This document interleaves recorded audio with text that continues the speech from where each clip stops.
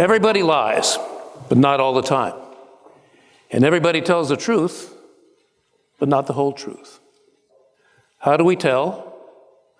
Why should we care? Let's start with the second question first. The reason we should care came to me in an epiphany. Now, every year, every day has its thought, every year has its epiphany. Mine came midway through an 18-minute keynote address when the speaker said the following: thinking is not the same as paying attention. And of the two, paying attention is more important. Why? Because when you're paying attention, you're looking for what you don't already know.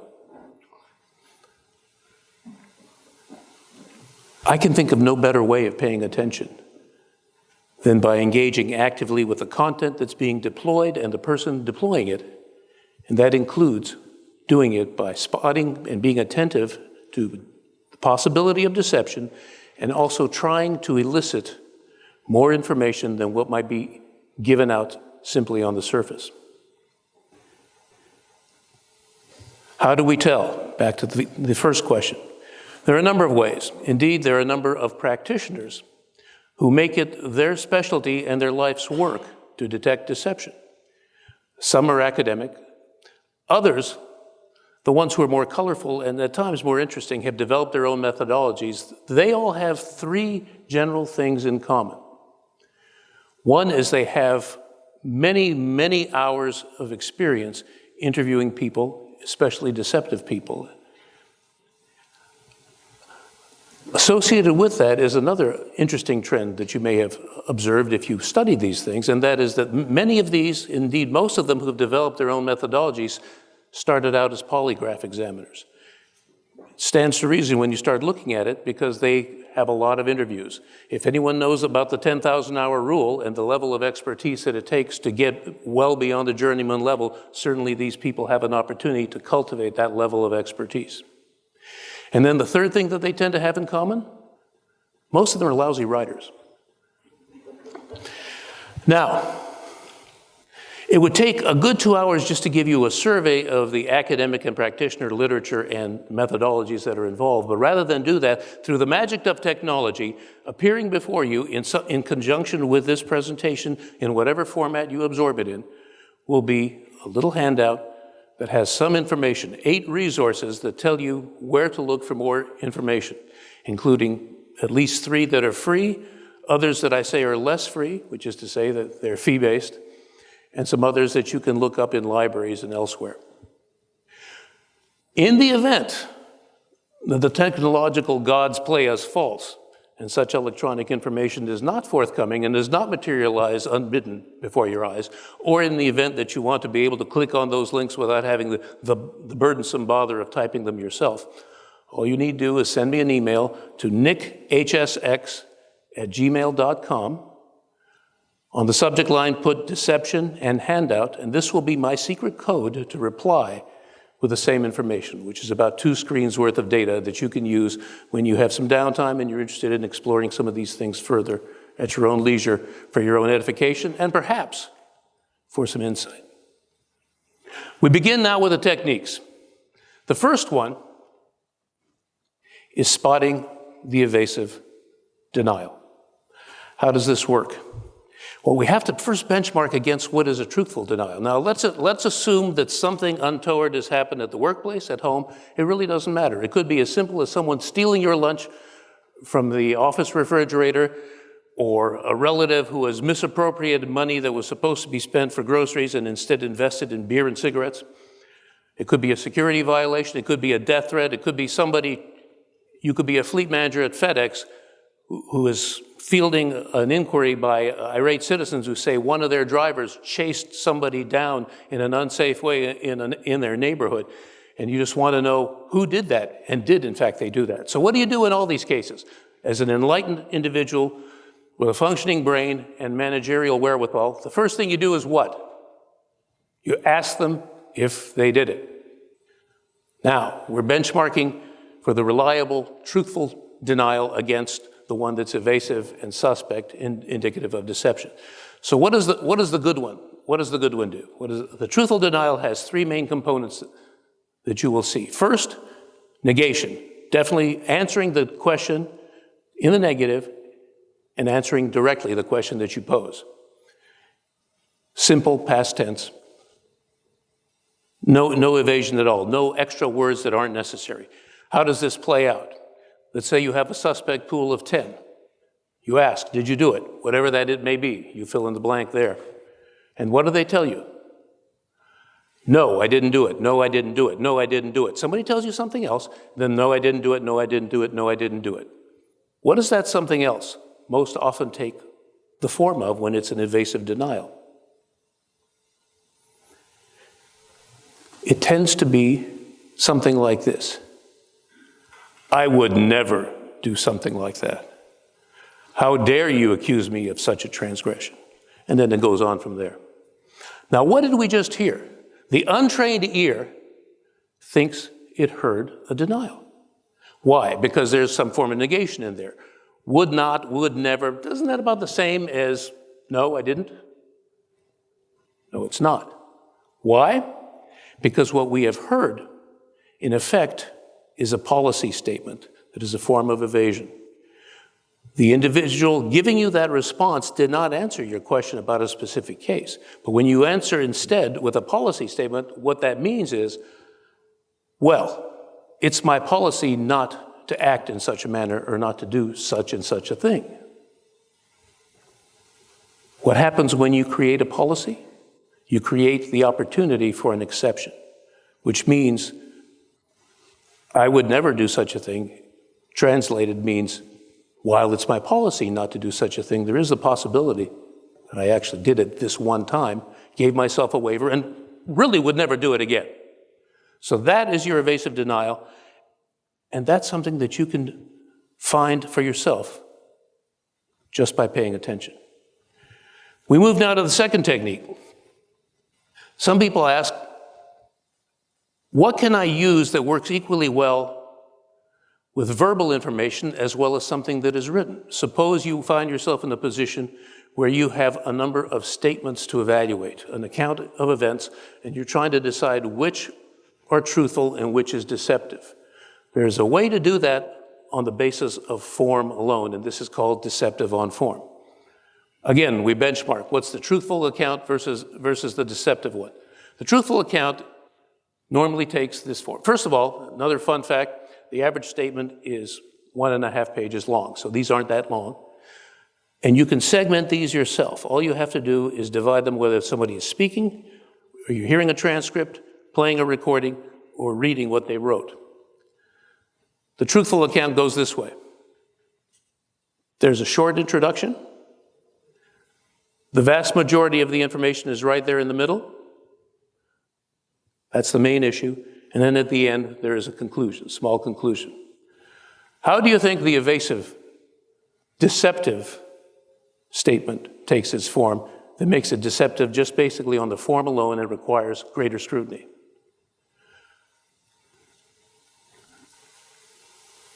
The introduction tends to be about that long,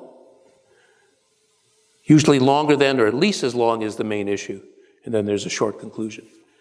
The canonical example given for this was Ted Kennedy's account of events in the drowning in Chappaquiddick of Mary Jo Kopechne. He had a very, very long introductory statement, and it had a totally different form and style and flow to it than his actual accounting of the main issue, which was the drowning itself.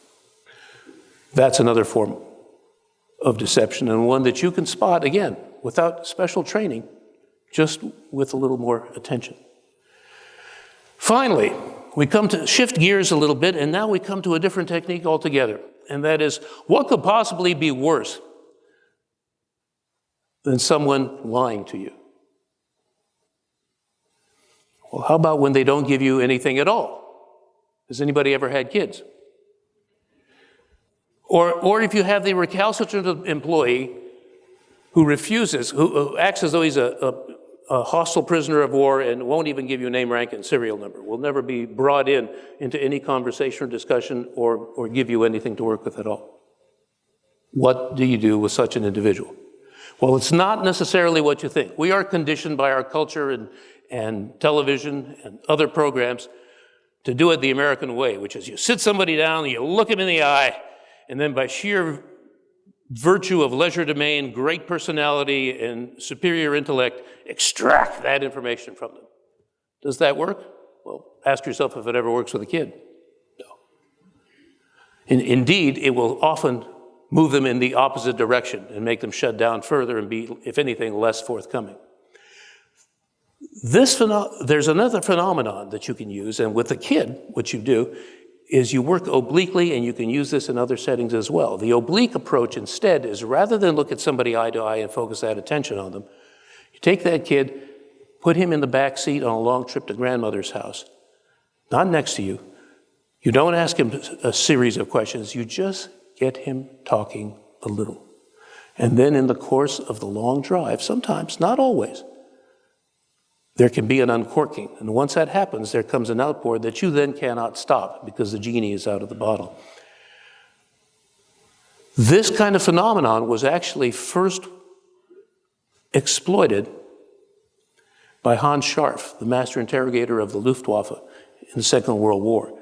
And Scharff was phenomenally successful in getting information out of Allied flyers who expected to be tortured or drugged, and instead what he did was he took them for a little walk away from the POW camp and just got them talking on general themes, started them talking, they kept talking. He probed with great finesse into areas that they didn't realize they were discussing, and then returned to general themes at the end so that they didn't even know they had given information away.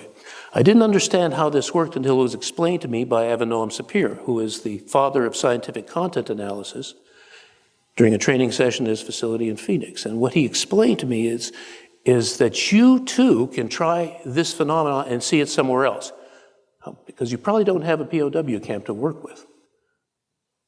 But most of you came here by commercial air travel. And many of you will be returning that way as well.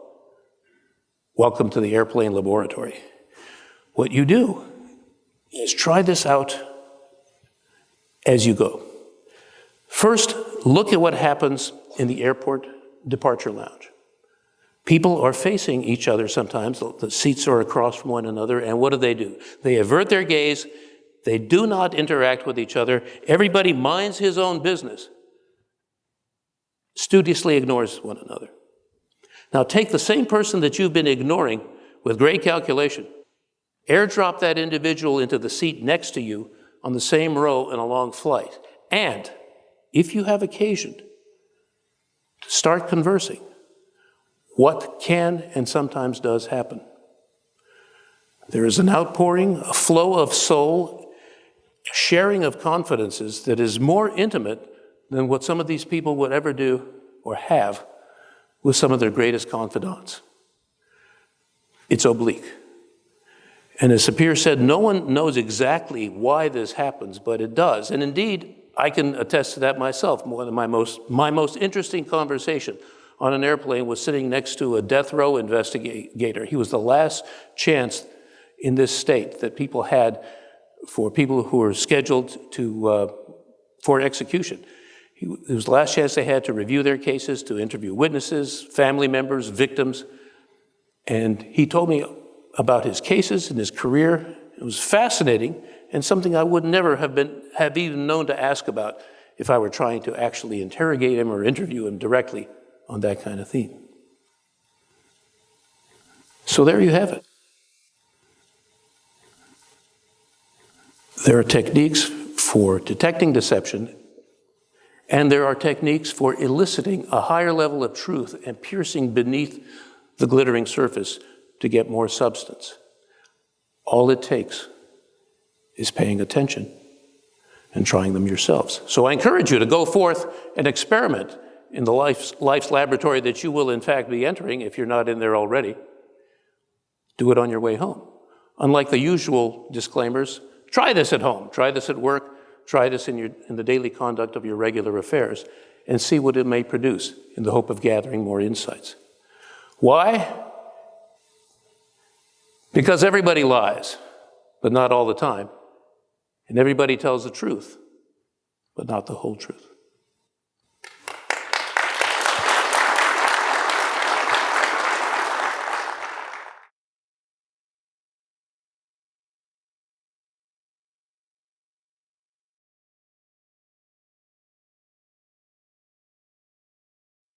there are people who are very sophisticated and people who would pass, for want of a better term, as insider threats in every association, every organization, every enterprise. And sometimes, especially if they're sophisticated enough to know what to expect in a normal investigative process, they anticipate everything you're doing. If instead you use one of these techniques, one of these methodologies, Wicklander-Zulawski is one that I like, for instance, and you'll see that as the probably the second of the training resources on that list that I provided.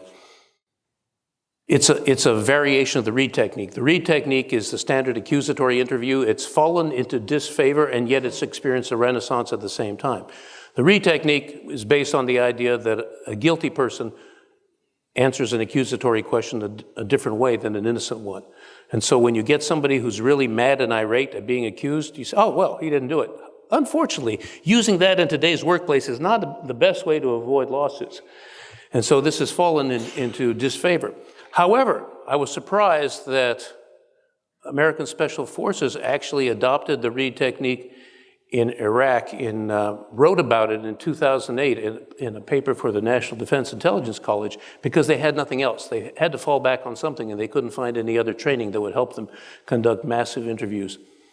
And they found that it was useful. So it's not dead yet. And it was really used, it came into being by John Reed, who was himself a polygraph examiner and later on an attorney, as an alternative to the third degree, the tough kind of interrogations that were somewhat infamous in Chicago in the 30s. So it started out in the 40s, and then it moved on to other places. The other place where these techniques continually prove useful is in environments where we all find ourselves in the CSI mentality, where employees think that there's some kind of great technological evidence out there waiting to prove or disprove a given position, and in reality there isn't. So if you know how to structure an interview properly through some of these techniques, what you can do is get more information, and the way the Wicklander-Zulawski works, for instance, its version of the Reed technique is it never accuses anybody of anything, but it's almost like Columbo on steroids. It actually approaches someone and tells them, well, we have all these things. It builds into that CSI mentality, lets them know that we have all these things, and we know that you did it, but management now just wants to know why. Of course, there's no evidentiary value in that. There's no exculpatory value in being able to say that somebody did it, but one develops a theme and says, did you do it for a good reason or a bad reason? If it's a bad reason, I have no use for you. But if it's a good reason, well, I can see how somebody could have been between a rock and a hard place. And what this does is it elicits admissions and confessions, and then helps people solve their human resources problems much more expeditiously than going into a series of dead-end investigations that don't go anywhere.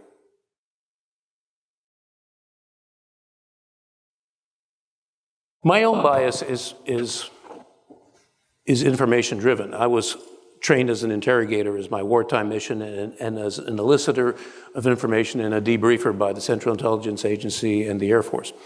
And so I was actually trying to get new, unknown information. I didn't really care to get confessions out of people. And so I think if one does go into an interview solely with the objective of getting a confession in order to close a case, that can pre-program one for confirmation bias and finding what you think you could find. I think what's useful about these things is to use them as tools. They're not, as somebody once said, you want to guarantee in this life, buy a toaster. These things are not that 100% reliable. However, what they do is they give one an indication of where to probe. If Avenue Sapir, the one that many quote and some emulate without giving him credit, is amazing when it comes to content analysis. He'll give you hundreds of pages to go home and read at night with the express purpose of coming up with one word that indicates whether this person was lying.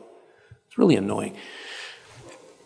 And he's good. When he looks at statements, he doesn't look at body language. He doesn't even, in fact, he says the statement will write itself.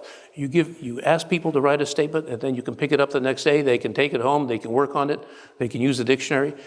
Sooner or later, they will reveal more about themselves than they know and about their true intent.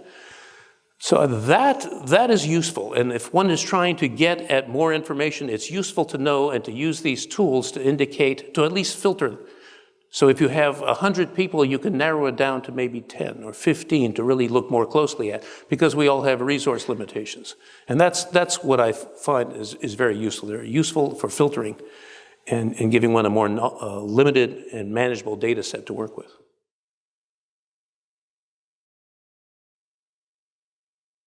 I've gone through some of that training as well and helped hire a former El Al security agent into my previous employer in critical infrastructure in the United States. They can be very good as long as they can also be very arrogant, but they can be very good, and as long as one recognizes the limitations and is willing to recognize also that they can be wrong, that's the best you can hope for. What I like about Sapir, for instance, started out as a polygraph examiner for Israeli intelligence and Israeli law enforcement. And the man is data-driven. You go to his place and he'll even take surveys on whether people like, what kind of cookies they like for snacks. And he landed on Chips Ahoy after getting so many surveys. So he will also tell you that he doesn't get 100% success. He doesn't trust body language because there are so many cultural differences that it lends itself to a lot of misinterpretation. And in fact, now we're finding that, for example, Paul Ekman, the lie to me, famous for lie to me, and the father of microexpressions, recently, and you can fact check me on this, was alleged to have decided that he no longer wanted to let anybody use his techniques other than himself because he was suspect of their interpretations and how accurate they were. Which doesn't mean that what he's finding isn't good. It's just that if you purport to make it universal and nobody else can use it, it limits its utility and its value. I think there's a lot to be said for the behavioral detection. First of all, it's nice for them to finally, for the Israelis to allow us to say behavioral detection instead of behavioral profiling. It took them forever to realize that profiling is a no-no in our culture, and we don't like that word. But there's still that, you're familiar with that case of the Palestinian? The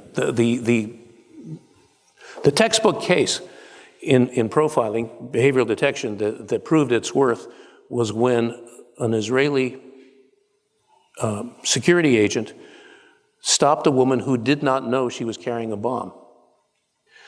And she was supposed to be visiting Israel. She was Irish and she was pregnant.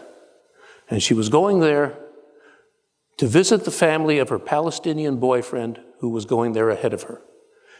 He asked her a certain number of questions, and what he did was, really this actually ties back into things like human intelligence work. He was piercing a cover story because he was asking questions, and each time he asked a question would give rise to more questions, and it just didn't make sense. There was something wrong. Why are you coming here? You don't have enough money to stay there. You don't know what the hotel is that you're staying at. You have no contact information for your boyfriend. Serial red flags kept popping up. And that was enough to compel an examination of her luggage, in which they found a Semtex bomb in some consumer electronics that she was bringing. And she didn't even know it was there. She was completely duped by this. Needless to say, their marriage prospects were greatly diminished. And legend has it that the agent who found this endured so much stress, even though he had a great success, and he should have been on a rubber chicken luncheon circuit and speaking to people and being lionized, he quit the next day because it was too much pressure for him. He worried that he might not catch the next one. But it does work. All these things work if you're using them as part of a larger array of tools and not as the one panacea, the be-all and end-all.